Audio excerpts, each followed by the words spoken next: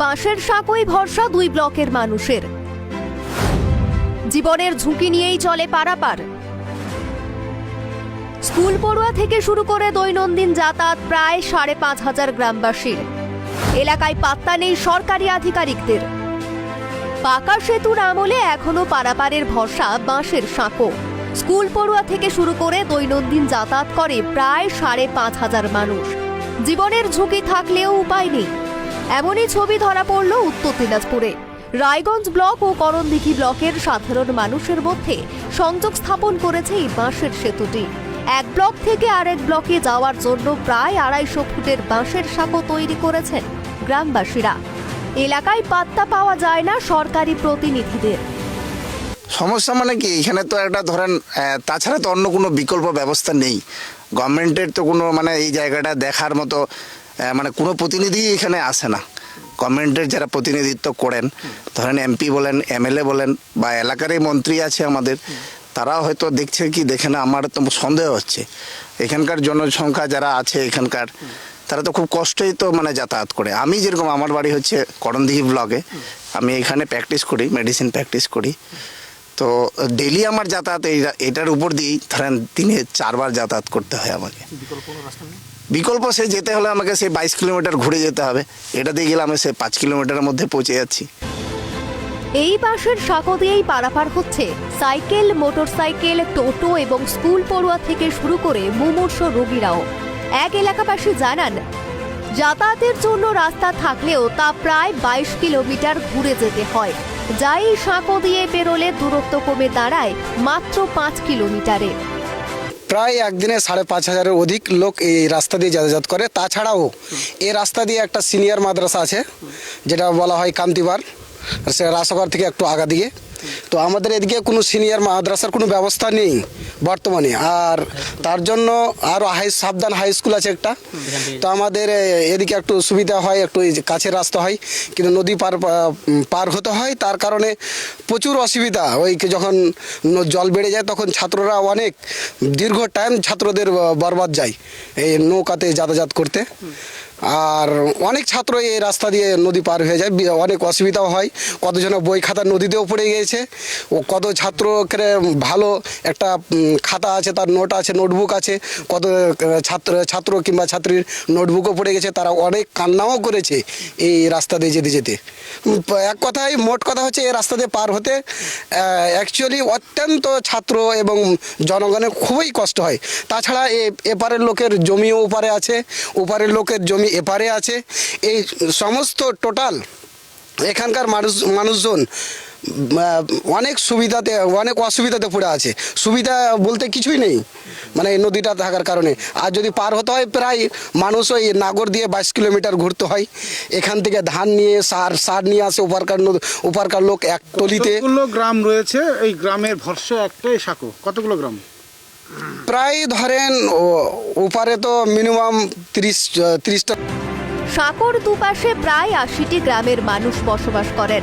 কারো বাড়ি রায়গঞ্জ ব্লকে, কিন্তু তার জমি জায়গা রয়েছে করণদিঘি ব্লকে। আবার কারো বাড়ি করণদিঘি ব্লকে, তার জমি জায়গা রয়েছে নদীর এপাশে অর্থাৎ রায়গঞ্জ ব্লকে। অথবা কাজের সূত্রে দুই ব্লকেই যাতায়াত গ্রামবাসীদের। তাই তাদের কাছে একমাত্র ভরসা এই বাঁশের সাঁকো। নেই কোনো বিকল্প ব্যবস্থা। পারাপারের সময় পা পিছলে ঘটছে দুর্ঘটনা। কে নেবে দায়ভার? বারংবার প্রশাসনের দ্বারস্থ হয়েও মিলছে না সুরাহা। পাকাপাকিভাবে সাঁকো করার দাবি গ্রামবাসীদের। প্রতিনিয়ত ঘটে চলেছে দুর্ঘটনা। সাঁকো দিয়ে পেরোতে গিয়ে অনেক সময় পা পিছলে দুর্ঘটনা ঘটছে। এমনকি স্কুল পড়ুয়াদের বই খাতা নদীর জলে ভেসে গিয়েছে। দুর্ঘটনার ঝুঁকি থাকলেও বাধ্য হয়ে এই সাঁকো দিয়ে দৈনন্দিন যাতায়াত করতে হয় সাধারণ মানুষকে। বর্ষার সময় এই বাঁশের সাঁকো আবার থাকে না, তখন ভরসা শুধু নৌকো। বারংবার প্রশাসনের দ্বারস্থ হয়েও মিলছে না সুরাহা। গ্রামবাসীদের আর্জি কবে পৌঁছবে সরকারি আধিকারিকদের কানে? আদৌ কি মিলবে কোনো সমাধান? 30টার মতন গ্রামের লোক এপারে আসে। আবার এদিকে মোটামুটি 40টার অধিক লোকজন আবার ওপরে যায়, তাদের জমি জায়গা আছে, স্কুল আছে, হাই মাদ্রাসা আছে, হাই স্কুল আছে, তাছাড়াও ছাত্রীরা যায়, টোটাল মানে অনেক লোক এক কথায় এই রাস্তা দিয়ে লোক যাতায়াত করে, প্রায় লোক অসুবিধাতে পড়ে। না আমরা চাচ্ছি যে এখানে বর্তমানে 22 কিলোমিটার আমাদের ঘুরতে হয়, এদিকে আবার অনেক দূর যেতে হয়, এখানে একটা ব্রিজ হলে অত্যন্ত ভালো হয় আমাদের। মানে অনেক লোকজন অসুবিধাতে পড়ে, তো অনেক লোকজন কান্নায় ভেঙে পড়ে যায়, ছাত্রছাত্রীরা কান্না করে। হ্যাঁ, অনেক জীবনের ঝুঁকি যেখানে চলছে এই রাস্তা দিয়ে। ঠিকই আছে, এটা এমনই একটা রাস্তা, রায়গঞ্জ টু করমদিঘি আমাদের এই রাস্তা, মানুষের প্রচুর যাতায়াত হয়। যে বাঁশের শাখাটা আছে এই মুহূর্তে এখন যে মানুষ চলাচল করছে, তাদের আমাদের একটা মানুষের ঝুঁকি আছে। প্রশাসনের কাছে আমাদের একটাই আবদার যে এই রাস্তাটা যদি, মানে রাস্তা তো আমাদের সরকারি রাস্তাও আছে, এই রাস্তা রায়গঞ্জ থেকে যে নদীর ধার যাচ্ছে এটা আমাদের সরকারি রাস্তা, নদীর উপর থেকে যে রাস্তাটা আসছে খসপুর হয়ে আমাদের আসছে, ওটা করমদিঘি পড়ে, ওটাও একটা সরকারি রাস্তা আছে। তো এই রাস্তাটা, এটা যদি একটা ব্রিজ হয়ে যায়, সরকারের কাছে আমাদের একটাই জনগণের আবেদন যে যদি একটা এটা ব্রিজ হয়ে যায় তাহলে আমাদের এটা খুব একটা ভালো হয়। মানুষের যাতায়াত একটা সমস্যা হয়েছে, এটা একটা। বলুন, এই বিষয়ে কি আপনি এখানকার জনপ্রতিনিধি, এই বিষয়ে কি আপনি পঞ্চায়েত সমিতি, জেলা পরিষদকে জানাবেন? অবশ্যই জানা উচিত আমার। হ্যাঁ, ঠিক আছে, এটা আমি উপর মহলে এটা আমি একটু জানাবো, ব্যাপারটা দেখবো আমি। এর আগে বলা হয়েছিল, অনেকগুলো লিখিতভাবে দেওয়া ছিল, হয়তো কি হয়েছে ওগুলো আমাদের জানা নেই।